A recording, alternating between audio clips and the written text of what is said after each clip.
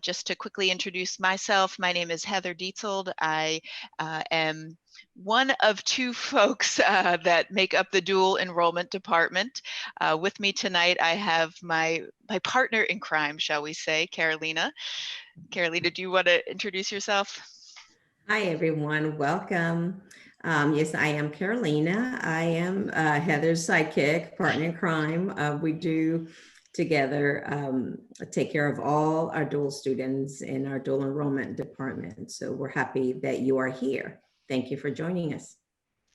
And we also have with us tonight a student success navigator who has become quite well versed in the dual universe. She's going to provide some insight on the advising side. Mary Beth, do you want to introduce yourself? Sure. So I'm Mary Beth Mizell, and I work in the Niceville Student Success Office in Building 400, and I've been a part of the college forever. And I do the advising side of things. We do some other things that you guys don't need to worry about, like financial aid, but for you guys, advising on the AA side is kind of our game. Awesome. And we will be covering a little bit of that information later on in the presentation. Okay, so to get started, we just wanted to touch base on some spring updates that we want you to be aware of. For anyone that's joining us that is a brand new dual enrollment student, so you haven't taken any classes with us, the spring application is open. So the semester begins in January, but if you have not taken that first step to apply for admission, you can go ahead and do that directly from our website. Dual enrollment registration opens up November 16th. So that is right around the corner. We're going to introduce you tonight to some new forms that we'll be utilizing this spring semester. So we're going to allow you to submit the forms a little bit earlier on November 9th, but we'll talk in detail how that process will work further on. But just make note that there is a slightly new process that will be taking place this spring. And then just a final reminder for those of you that are returning dual students, the online increase of courses for Okaloosa and Walton students, including some private schools, but mostly our public schools and homeschool students, is continuing through the spring semester. So typically as a dual enrollment student, you are allowed to take 2 online courses, whereas this spring semester, you can take up to your full load of courses completely online. And this is really designed in response to some COVID protocols we have in place.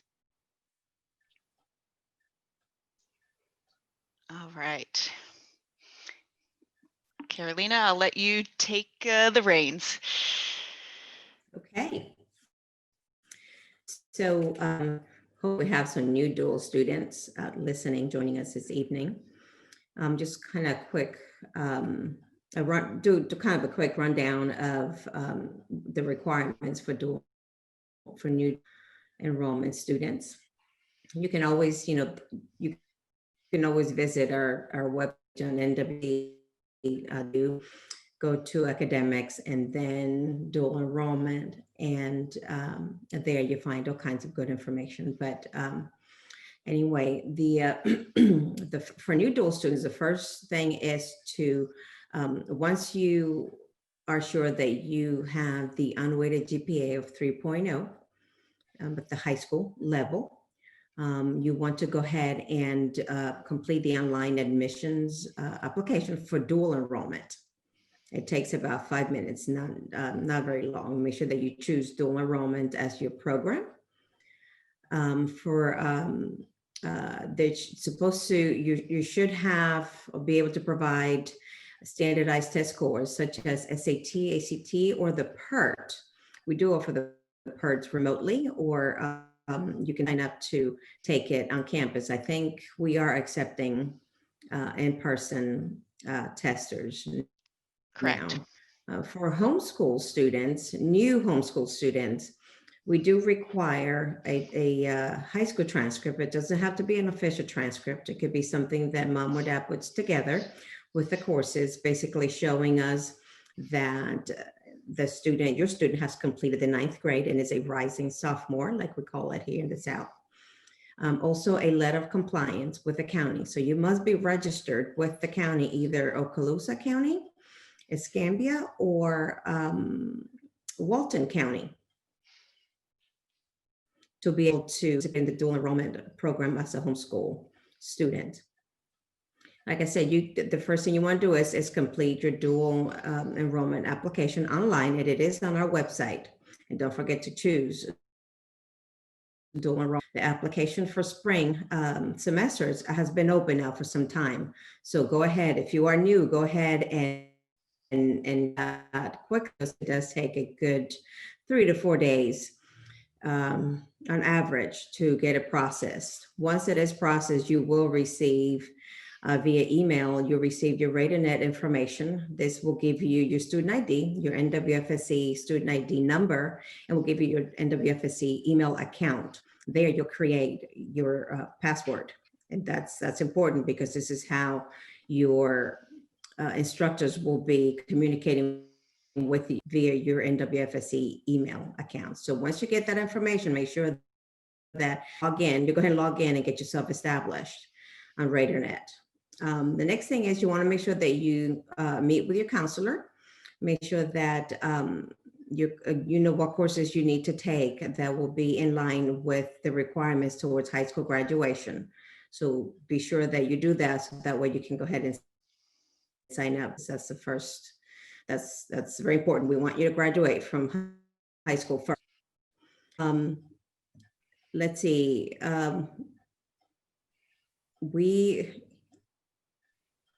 We suggest, I'm sorry about that. I just got thrown off for just a second. We do have the dual registration forms, which Heather's going to be speaking about here pretty soon, the new process for registering. We do recommend highly that you meet with student success navigators, such as Ms. Mary Beth Mizell. If you have any questions on what it takes to, what courses you need to take to complete your AA or work towards your AA in time as you are in high school. So it is possible to graduate yourself from high school and with an AA same time, or at least close by the time you're done with high school. So right back to you, Heather. Awesome. Okay, and Carolina, real quick, we do have a question. Do we accept homeschool students from Santa Rosa County? Santa Rosa County, yes. Santa Rosa County, we do have an articulation agreement. We do need to have a, the same requirement, the transcript and letter of compliance from the county. Wonderful, thank you. Sure. Okay, so we are going to dive into a RaterNet account in just a moment, but before we go in, I just wanted to quickly run through with you guys the course formats that you'll see listed, and we'll investigate those as we're looking at the class listing when we're in RaterNet. But these are really the 4 different types of course listings that you're going to see. So our traditional classes typically meet 2 times a week. Our average class size in there is about 24 students. You'll see typically a range between 18 and 24. We are still kind of operating in that COVID world, so masks are required in the classroom. Now, there's also the option of hybrid, and what hybrid typically is structured as is a course that meets once a week. So you'll have that in-person element to the class, and then you'll also have some supplemental online coursework that you will be doing independently. And we'll show you how you can determine whether these are traditional or hybrid classes when we look in the class search. The other 2 options are both remote. So you have your true online course, and that is something where you're working independently through Blackboard, which is our online platform.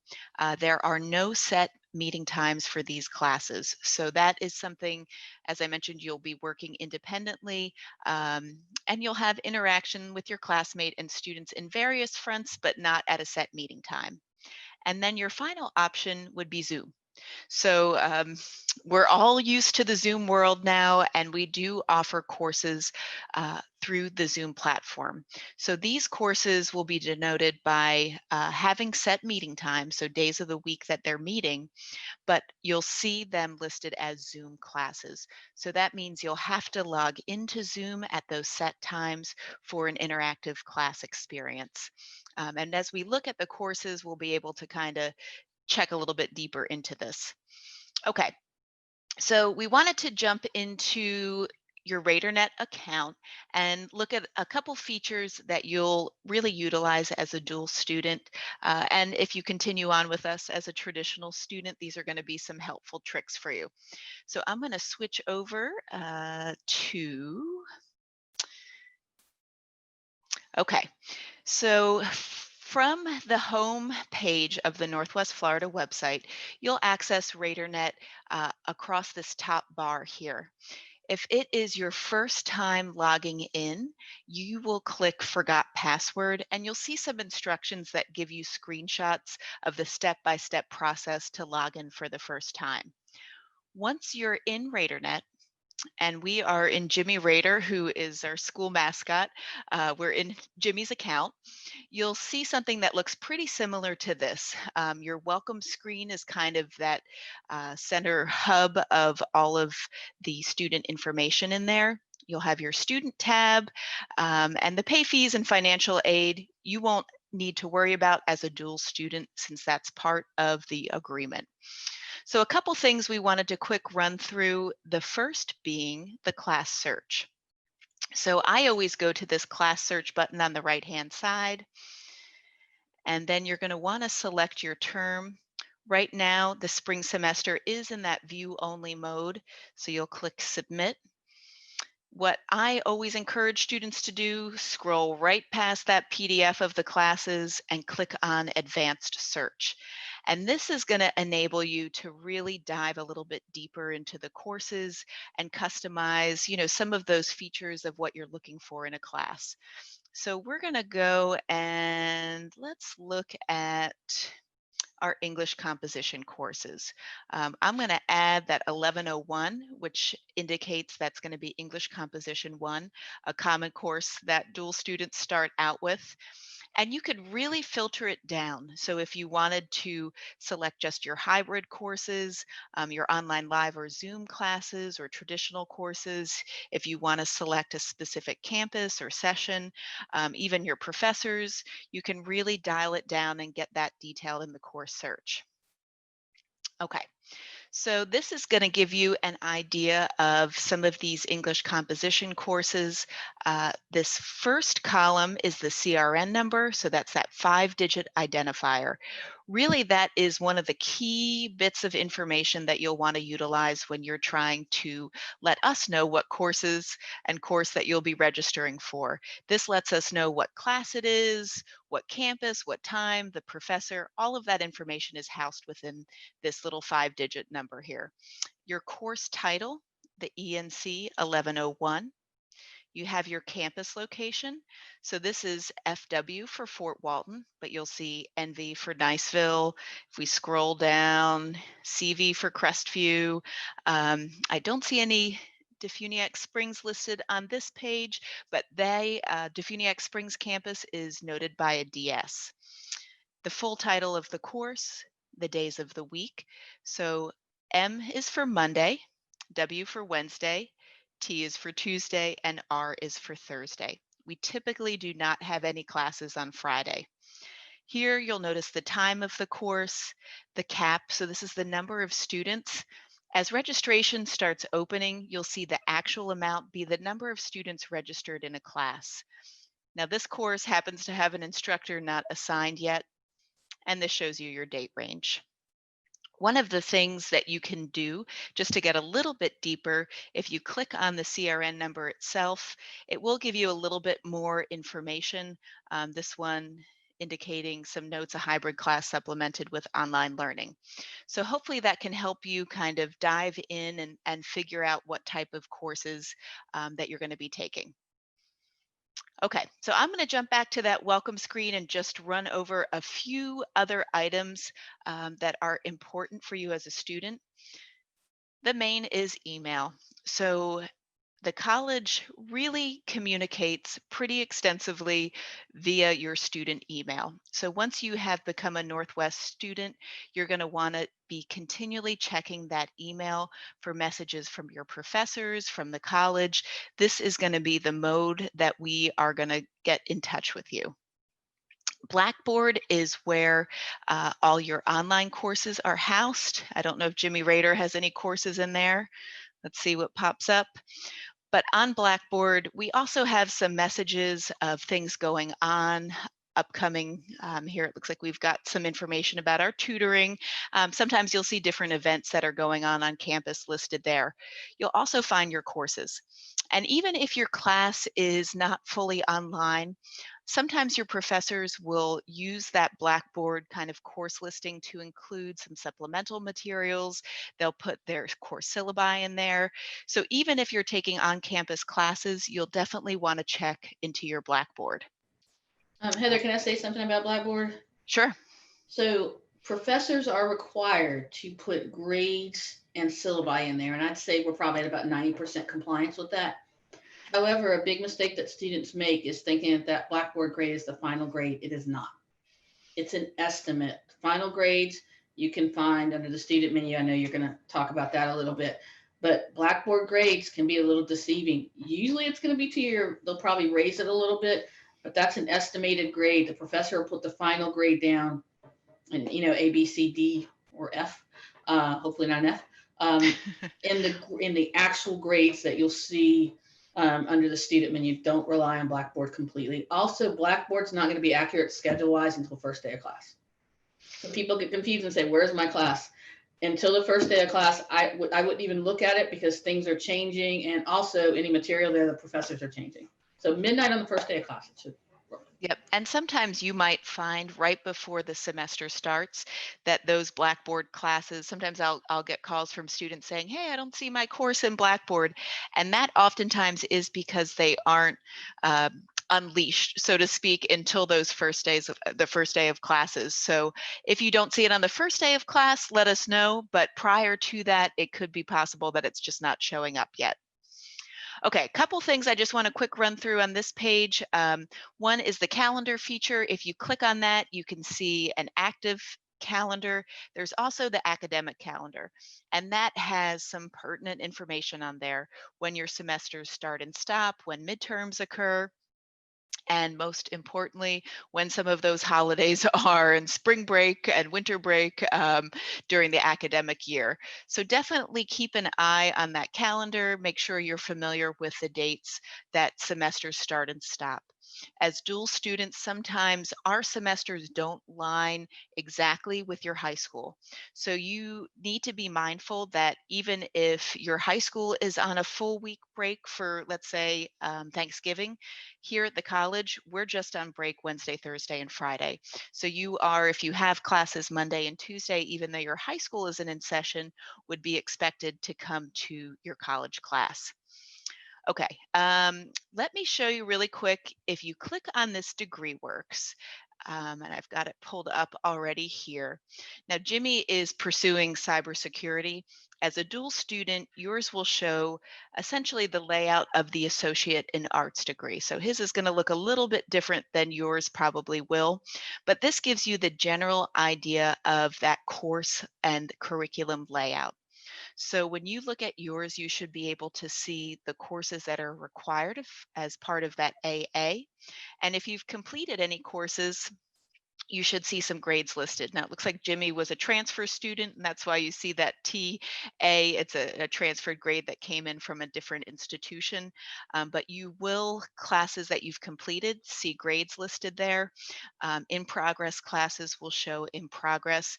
But this is a great way to kind of help you and show you as a checklist of what courses remain. The other feature that I love about this DegreeWorks program is, let's say you're trying to decide on what class you want to take next. For example, this art appreciation, 3 credits. If you click on it, it will pop up and give you a description of the course itself. It also has some listings of when the course is offered, although I always say go to the course class listing for that for the more detailed list, but you can kind of get a feel for what the course entails. Okay, so just a few more things I want to point out in RadarNet, and then we'll dive back into the presentation and cover a little bit of the new forms that you'll be seeing this spring. Okay, so on your student tab, there's a lot of great information here where I always recommend starting out with is this admission records and registration. And I've timed out. Let's try it one more time. And I've logged out. So give me just a second, guys. I'm going to log back in. And as a student, you can anticipate sometimes this happening for you. Sometimes, there we go. I have found that I get logged out.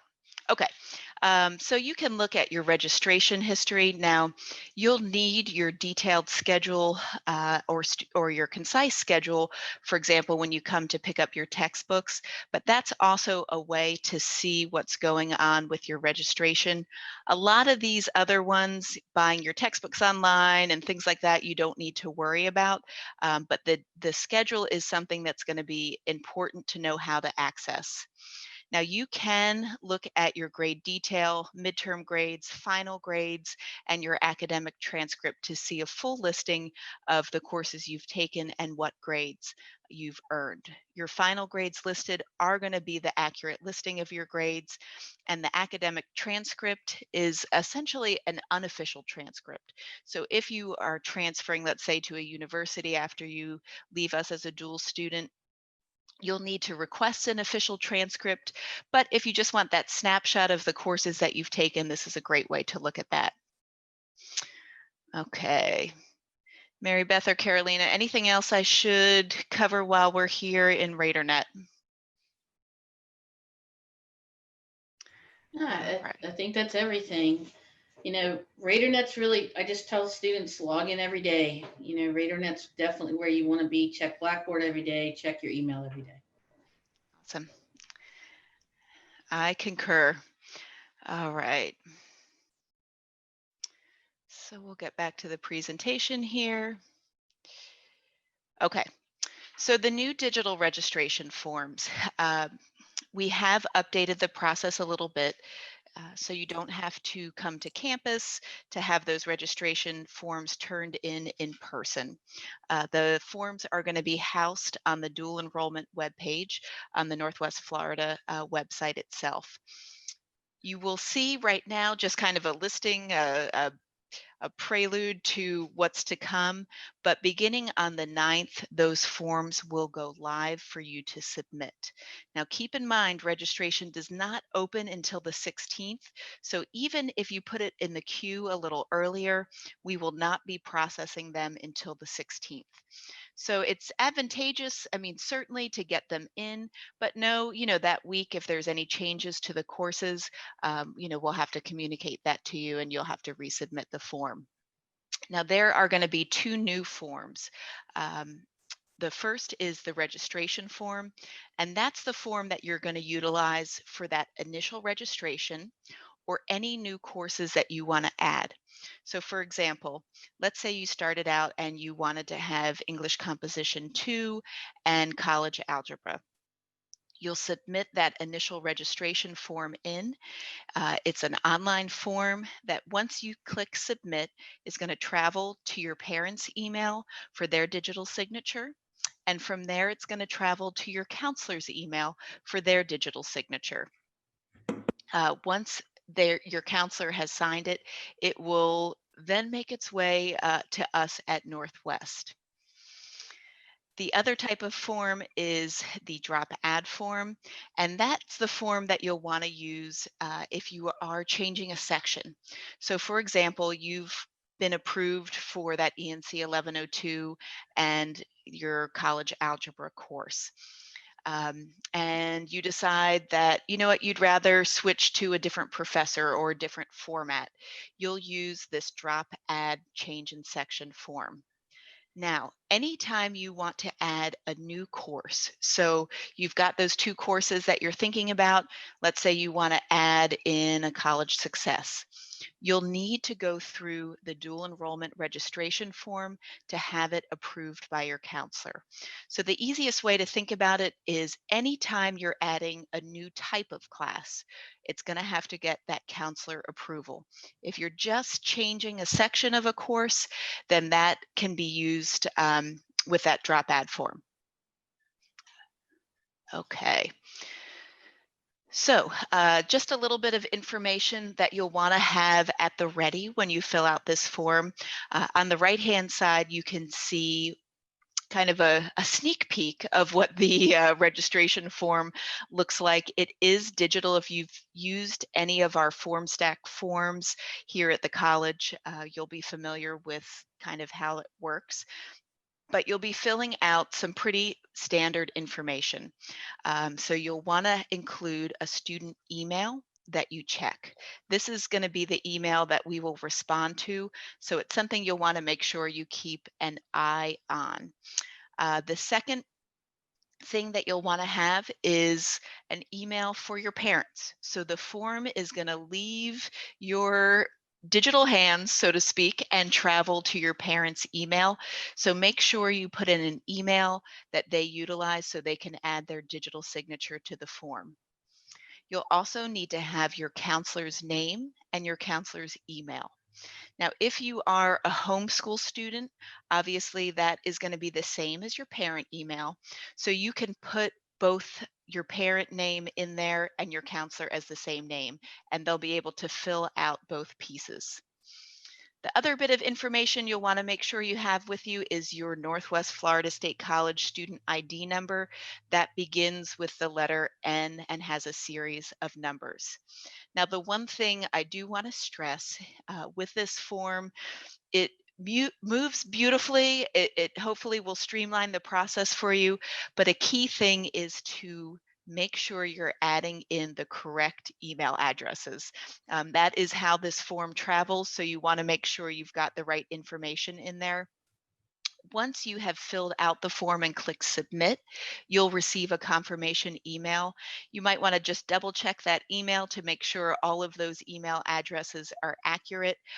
If you happen to have a wrong email address in there, just submit the form again. It is not a problem. And I see a question, do we need to complete the registration form again if we are currently taking courses for this semester? So the registration form is going to be starting for the spring semester. So for the current semester, you will not need to submit the registration. If you're a current dual enrollment student with us, you will not need to submit a new application as long as you've remained active as a student. Good question. Okay. Now, we looked at that class listing.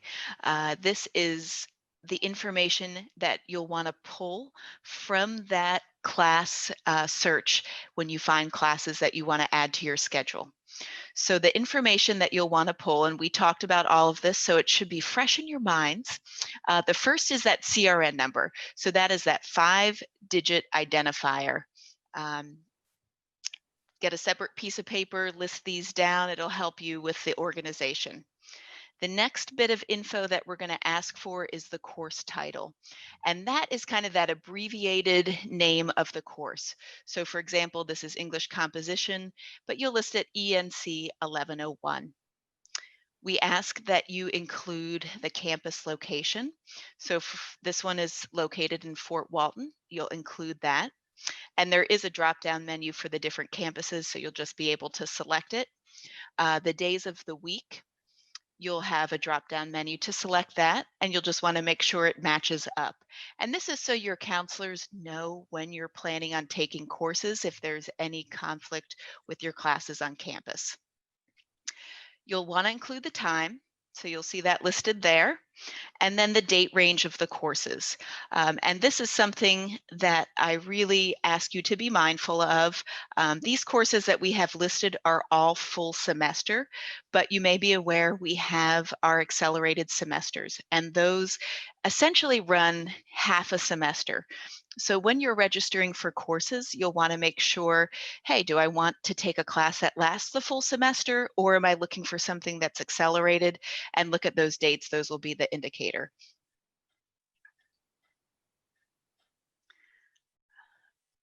Okay.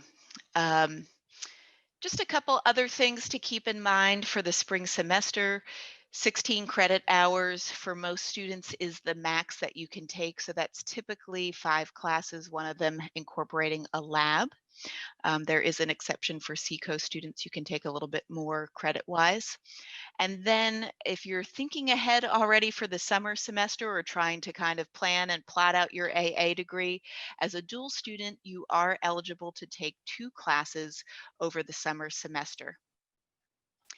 The next thing is your schedule adjustment period. So once you've gotten registered, that first week of classes is really designed to allow you to make some changes if you should need to do that, whether it be changing a class professor or time. You can do that within the first week without any penalty. And one other thing I just wanted to touch on is testing. So for any of you that need to take the PERT test, it is offered, as Carolina mentioned, on campus. We also continue to offer a remote option, but we are a little bit limited in our testing space currently, once again, kind of due to our COVID protocols. So what I would encourage you to do, and what our testing center emphasized and asked us to make sure you're aware of, is schedule it early. Don't wait till last minute. And that gives you time too, in case you need to retake any of the sections. Those PERT scores are good for 2 years. So it's not going to hurt you to go ahead and take that a little bit earlier. And then we And have another question. We have another question. Is Lori wants to know 16 credit hours a total for both semesters, or is it 16 per semester? So it is 16 per semester for both fall, which we are currently in, and spring. Only 2 classes for the summer. So 16 credit hours each semester, fall and spring, and then 2 classes for the summer. awesome. Thank you, Carolina. Mm-hmm. Okay. Oh, the technical stuff. I'm going to direct that over to back to Carolina. Do you want to go over some of the friendly reminders for us? Sure. So friendly reminders, guys. So dual students are limited to 1 attempt per class. That means that you can withdraw from a class and you have all the way till the week prior to finals, final exam week. Okay, so that Friday prior to the final exam week, you can withdraw. Now, once you withdraw from that course, you are not allowed to retake it under the dual program. It sits on your transcript as a W. It does not a thing. It only shows us a W, and you cannot retake it. So, be sure we give you all the way to the very end before your final to make up your mind to see if you want to withdraw or not. So only 3 withdrawals in total are allowed in the dual program. It could be, 1 semester, 2 1 semester, 1 semester doesn't matter, but once you meet your withdrawal, you will no longer qualify to continue in the program. So say, for example, if current dual right now in the fall, if you are about to, withdraw from a third, if you're about to have your third withdrawal, you will be allowed to finish the semester and withdraw from that one class. But then after that, after the semester's over, you're not allowed to continue on in the program. Also, you know, the W's do stay on your transcript, on your academic transcript. So while it doesn't affect your GPA and you can retake these courses after you're done with the program and you've graduated from high school, it does stay on the transcript. And some schools, I don't know, I think here in the state of Florida, some schools, depending on what college you are applying to, let's say if you're applying to medical school or something like that, that they see that you have a W in chemistry, they may not look so great. Think about that. Also, for graduation, we have our graduation application on our website, on our webpage for dual enrollment. Again, it's nwfsc.edu, and you go to academics, and the drop down, you'll select dual enrollment. And for foreign language, if you are not taking your foreign language with us, meaning NWFSC, and you have taken it at the high school, then we will need a transcript just to verify that you have taken 2 years of a foreign language, of the same foreign language. Okay, and for homeschoolers, the same thing applies. If this is something that you are taking virtual school, or if you took let's say you used to be a Choctaw student and decided to go homeschool, then if you took it while you were at Choctaw High School, then go ahead and request those transcripts so that we can verify you've completed the foreign language as well. Right, back to you, Heather. One thing I just want to add about the foreign language, we will need to see the final grade for the year. So if you are currently in progress taking one of those foreign language classes, you'll want to wait to submit the transcript until after you have the final grade, because we will need to see that. One other thing, there is a question, would the accelerated courses count for the full semester? And that answer is yes. So they are within kind of the confines of that semester. So even if you take it in the accelerated format, it does count toward those 16 hours. Great question. Okay, just a couple of things we want to go over. The textbook pickup is going to open January 4th. Now, one thing to keep in mind, here at Northwest, we are closed from December 17th to January 4th. So as far as dual registration is concerned, because it's a manual process, we will not be processing over that period. You certainly can submit the forms, but they won't be processed till we return. In addition, the bookstore is going to open for dual enrollment textbook pickup beginning January 4th. So to pick up your textbooks, you'll want to make sure you have your Northwest Florida State College student ID. And we went over how to access your student schedule. You'll want to make sure you've got that printout of the student schedule with you too. You can get your student ID at Building 400, which is Raider Central. So you can come on campus with that. You need to have a student or a photo ID to get your student ID. So make sure you bring another photo ID with you. And while you're there, you can pick up your parking pass. So you can fill out that information online. And really, you could even fill out your parking pass information when you arrive on campus utilizing one of our computers, and they can get you that free parking pass so you can park on campus.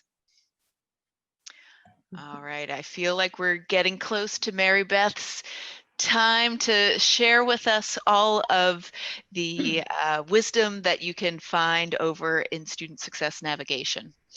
All right, so I'll kind of give you the facts first of all. Our main location is Raider Central in Building 400. However, we do have advisors in our satellite campuses, most of them Monday through Thursday. So that's Fort Walton Beach, Crestview, and Defuniak, and Hurlburt Field. although her work doesn't tend to see a lot of dual enrollment students. We also have an advisor in South Walton. Rosemary Riggs is there on Wednesdays. On Fridays, the only place you'll find us is on main campus, on the Niceville campus, and we're available 9 to 4:30 on that day. The rest of the days, we have appointments throughout the day, but not everybody has the same schedule because as navigators, we do have other shifts that we also do. For one thing, a lot of times when you call, you will probably get a navigator straight on the phone. We do have some people who answer the phones for us, some of our part-time employees, but for the most part, we are very unique in this, and that we answer the phones. We're here to answer those questions. And if our part-timers can't answer the question, they will very quickly give it over to us anyway. So meeting with a navigator. So I will tell you today I had 6 appointments and 2 of them were dual enrollment students. They were both Zoom appointments. And the advantage to Zoom appointments is we will only take, and this was just clarified to us again this week, we are still going, if you meet with a navigator in person, we're only going to allow 1 person to come back. So the student will be the only person who can come back. We got into a bit of a situation yesterday where we had a little bit of somebody who was upset. We ended up doing was just doing a phone call, literally just having them on speakerphone while the student sat with us. So if you want that joint appointment, please do Zoom. I will tell you, I've come to like Zoom a little better. I can share screens with you. It's just a lot easier. But we do have that on-campus appointments. We are doing those in person at most of our off-campus sites Monday through Thursday. Now, how do you get a hold of us? You can get a hold of us through chat, email, and phone. Our phones and chat are open from 7 a.m. to 7 p.m. So Kathy Trollian is going to be there for about another 15 minutes answering the phone and the chat. That's Monday through Thursday. So Monday through Thursday, you can certainly call us from 7 a.m. to 7 p.m. If you bring up something in chat that we feel is personal in nature, we're going to direct you to give us a call. Chat is more for general questions. What date is this? How do I do this? But as soon as we start getting anything involving your personal account, we're going to ask that you call. So again, Monday through Thursday, 7 to 7. I will tell you that I man that 7 to 8 shift a lot, that morning shift. Anybody who knows me knows the night shift is not for me. But I don't get a lot of calls, especially this time of year. So that's a great time if you want to make an appointment. You're not going to wait. Also, email studentsuccess@nwfsc.edu. What they do is they parcel those out to us as well. Fridays, we're a little more limited on hours. We're only open 9 to 4:30, and that's chat, phone, and in person. So we want to see you. And I will tell you that, probably about 25% of what we do is advise dual and collegiate students as well. The only thing we won't do is, if you need to have a question about whether or not this counts for a high school requirement, we don't handle that part of it. We ask that you meet with your guidance counselor. But we are more than welcome to talk about the AA with you. And even, if you're thinking about transferring to Florida State, or had a student today who was pre-dental, what does he need to do? We can handle all that. So anything on the college side of things, you're good. I think that's about it. Thank you. And one of the key things that I always like to emphasize, if you've met me and talked to me, this is my soapbox that I hang out on. But as a dual student, remember that you are a Northwest student, so you have full access to our resources, to our facilities. I encourage you to connect with a student success navigator every semester. There are nuances to that AA degree, and they are able to kind of guide you through that to make sure you're taking the right combination of courses. I do see there's a couple of questions that have popped up here that I failed to see before, so thank you for your patience. One of them is, do I need to submit my PERT scores again if I am already a dual student and taking classes? So that's kind of a mixed bag answer. Typically, if you have met that score threshold in all 3 areas, so if you've met it in the English, the reading, and the math scores, then you would not need to submit those scores into us again. If you had an area that you have improved on or needed to improve on, then yes, you would want to go ahead and submit those. Now, if you are attending a public or private school, your counselor will be adding those scores into your student file. If you've taken the PERT with us here at Northwest, hopefully that should be in your student record, but you can always give us a call to determine if that new score has been updated. There's a question regarding the score that you need on the ACT, and you can find those scores listed on our website. But for the ACT, it kind of depends on the area with each and what course you're planning on taking. But for the ACT, for English composition, you'll need a score of 17. For the ACT, for the reading section, you'll need a score of greater than 19. And then for math, if you want to start out in intermediate algebra, that score range is 24 for the ACT. 19 to 20 for the ACT for intermediate, and then to get up to college algebra starts at a score of 21. If you have any specific questions regarding your student file, though, you can follow up with that. Okay. And I do see there's one more question. Is there a deadline to apply for graduation? The answer to that is yes, before end of semester. What I would say is if you think you are in that mix to complete your AA degree this semester, so in the spring semester, it doesn't hurt for you to submit that earlier. Our registrar does graduation checks as we start getting toward the end of the semester. So I would encourage you as we move toward the middle of the semester is probably a good time if you think you're going to hit that graduation mark. And the high school foreign language credits counting toward your AA degree.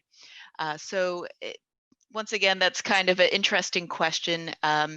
With the AA degree, those high school the high school foreign language credits do not count as credit courses. So you don't earn college credits for them, but they check the box for foreign language. So you need to have the same foreign language for 2 years in order to meet that mark for foreign language.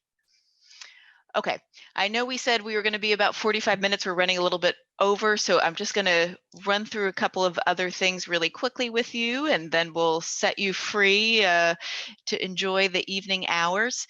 Our Learning Commons is where you can access our tutoring resources. As a dual student, you have free access to tutoring. They are currently offering their tutoring online. We also have what's called our Math Lab, and that is something that you can drop in virtually for, let's say you wrap up a math course and you want to run through an equation with someone. The Math Lab is a great way to just kind of have those additional conversations. They are free of charge for the tutoring.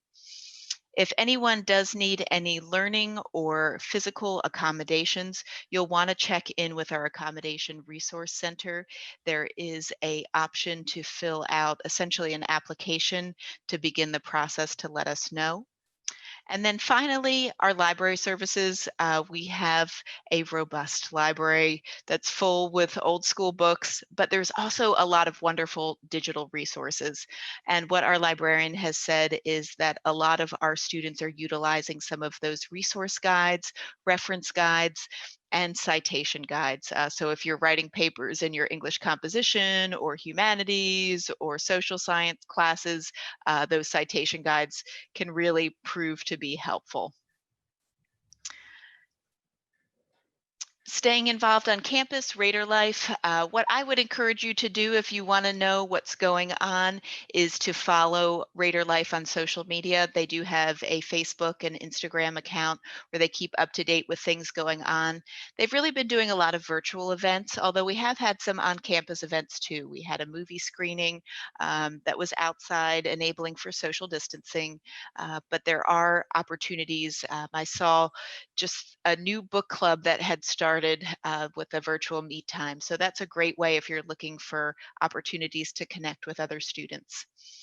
Athletics, still kind of a TBD situation. I did see recently that we are starting some Raider activities. So there might be some opportunities to visit sporting events, maybe, possibly.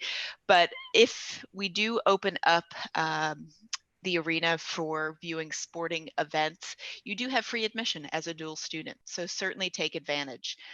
And for those of you that have not been to the Maddie Kelly Center for Performing Arts, if you have an opportunity to see a show there, absolutely take advantage of that. There's a lot of free tickets that you can get as students, but it really is a professional grade facility. Okay, and I always say I'm going to change this to not be the last slide to end on this note, but just so you are aware, we are still keeping up with some COVID protocols here on campus. Things have lessened a little bit since the state kind of moved to a lesser restriction, but we are still requiring masks on campus. So if you're in any of our buildings, in our classrooms, and walking in between buildings, we do highly suggest wearing those masks. They are required. And we also are continuing to try and limit the number of folks on campus. Water fountains are still shut off. So if you are a water drinker, come prepared. Although we do have our Raider Cafe that's open. We have our Barnes & Noble Cafe. So there are opportunities to get some caffeine and hydration if need be. And we are just asking students to continue practicing social distancing. All of our updates, though, can be found on the website. If you go to the main page, you'll see that kind of banner ribbon that lists coronavirus, and you can see some FAQs and updates to campus. All right, everyone, we have made it through all of the structured stuff we want to talk about, but I'm seeing there's some additional questions that we are going to go ahead and answer here. Are there study resources for the PERT online or at the library? Mary Beth, I feel like that's an area that you might be able to speak to. So the biggest thing that we suggest over and over again is Khan Academy. Any of their standardized test prep, so their ACT and their SAT prep, is probably the best prep out there. It's very similar to a typical ACT or SAT, other than it does sort of react to, if you get a question right, it may up the difficulty a little bit. So it does kind of react with you. But other than that, now the tutoring online, the policy has always been that they don't really specifically tutor for the PERT. And I think Lisa Hatterworth is still going with that philosophy. And that's only because it's a placement test and we really want you guys exactly where you are. We don't want you to over prepare for the placement test and end up in a course that you just don't belong in. However, again, Khan Academy is probably your best resource of all. Any sort of SAT, ACT is going to mimic very closely what's going on. For example, the reading is reading comprehension. The math is going to cover everything from pre-algebra all the way. It'll kind of top out at algebra 2-ish. And if you do really well on the PERT math, of course, there's another test that you can take. You cannot on the PERT test any higher than college algebra. So any higher than that, if you make a certain score of 133 on the PERT, we'll give you another test and you can place in the trig, pre-calc, and even calc 1. But yeah, there's not a whole lot, I don't believe, other than the Khan Academy is just the best, and that's what we recommend over, and it's free. And one of the things too that I suggest, especially utilizing something like the Khan Academy, is that it's helping you understand the way that these type of tests ask the questions. And I always found in my own personal experience taking standardized tests, sometimes that's the hardest part, understanding exactly what they're asking, what kind of information that they're looking for. So doing something like the Khan Academy or some of the practice exams that you can find are going to help you kind of get a better feel and have a higher comfort level for the test when you go to take it. Okay, I see we've got a few more questions coming through here. For dual students graduating, is there a graduation ceremony? So this is kind of an up in the air. We do every spring have a commencement ceremony. This past year we were kind of forced to move it into a virtual setting.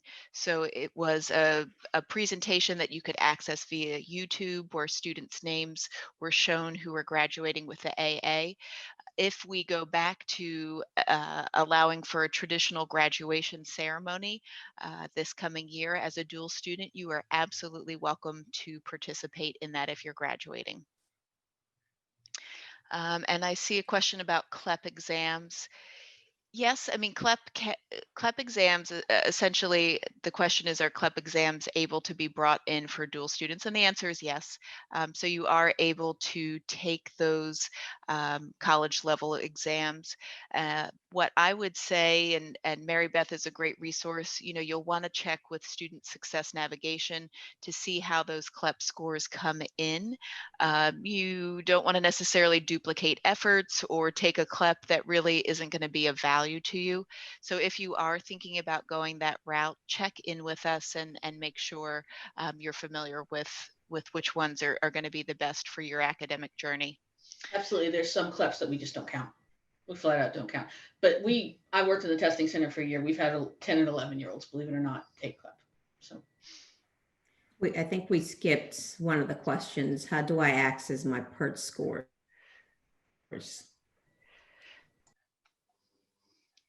Sure. One up.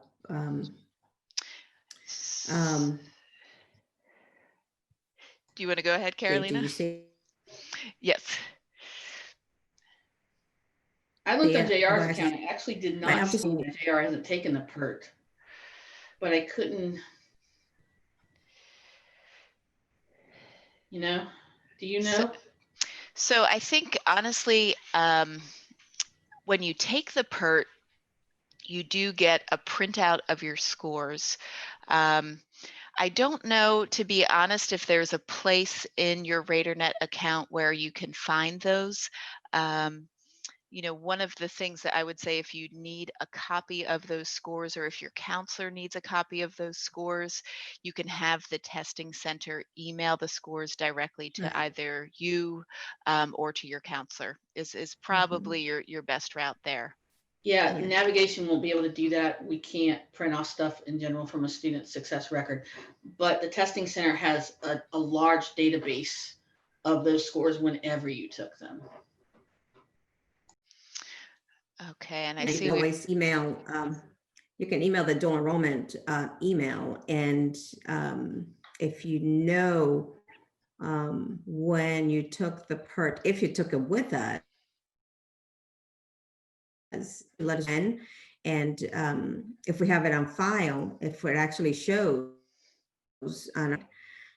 then we'll go ahead and send a copy to your counselor. I don't send them out to the students directly unless you email me from your student NWFSC email account. And if you have taken the PERTs with us, usually those scores are in your student record. So if you're trying to register for a class that has score prerequisites required, you typically will be able to find those listed, or they'll be in your student account, so you'll be able to register for the course itself. Okay. And I think if the student is a new dual student and the counselor is requiring it, and the student doesn't happen to have it, sometimes you can have your counselor email us, and if we have access to it, we can go ahead and email it back to them. Awesome. Okay, and this last question, Carolina, I'm going to direct toward you.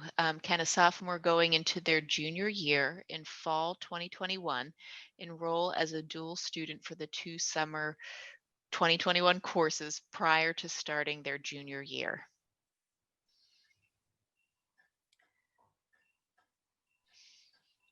So, so the summer prior to starting the 2022 junior year, yes. You can enroll, you can be dual enrolled as long as you meet the qualifications all the way up to the spring semester before you graduate from high school. So if you are graduating now, see it's coming up in the spring in May or June from high school, then this spring right now is your last semester with us. You cannot go on to the summer after that. But yes, you can do both summers. Excellent. Okay, it looks like that's all the questions coming through. Now, I do see some hands raised. What I'm going to do is lower all the raised hands. If anyone wants to ask a question verbally, if you want to raise your hand again, we can go ahead and give you the permission to talk. Okay, I see we've got a hand here. So I'm going to go ahead and allow you to talk and ask your question. Okay. Hi. Hey, how are you?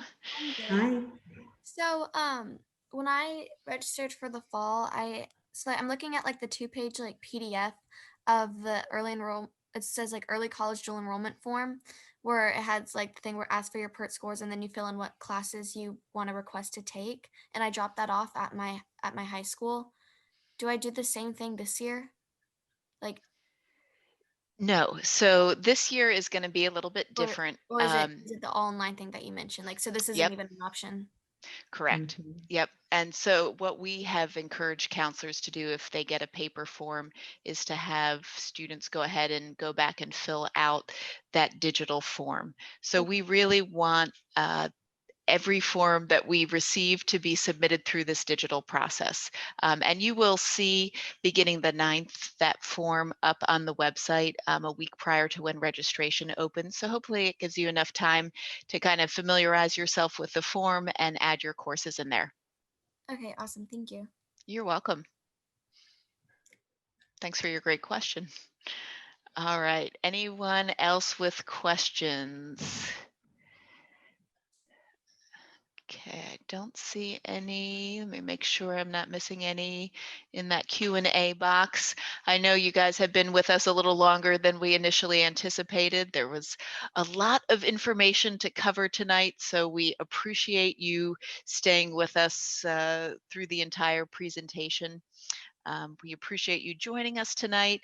You know, we are here to help you with that process as you go along. So don't hesitate to reach out to us and ask us questions. Um, we're here to support you, and we want to help enable your success in the dual enrollment program. Yes. All right. And I'm just making sure. Oh, I see some more questions popping up. If you're currently a sophomore and you wanted to dual enroll for the next semester, would all the classes you take for that semester be online? So if I'm understanding correctly, the question is, will you need to take your courses online? The main thing as a sophomore you want to be aware of is you cannot take classes during those school hours. So they have to be kind of built around your school day. But you could take your courses online if you so chose. Hopefully that helps to answer your question. If anyone does have any additional questions for us, the dual enrollment email address is on that final screen there. If you have questions, feel free to give a call to our main student success number. And you know, as I mentioned, we are here to help you out. But thank you for joining with us. Just making sure the final round, I don't see any other questions. Okay, that looks to be it. So thanks, guys. We appreciate it. Just to Thank you. let you know, if you want to hang out with us for another evening next week, I believe on the 10th, we are doing an Understanding the AA. So we're going to dive a little bit deeper into the aspects of the Associate in Arts degree. So hopefully we'll see you again there. But thanks again for joining us, and we hope you all have a wonderful evening. Bye, Have a great everyone. night. Yes. Bye-bye. Have a good night. Good night, everyone. Hey, Jim.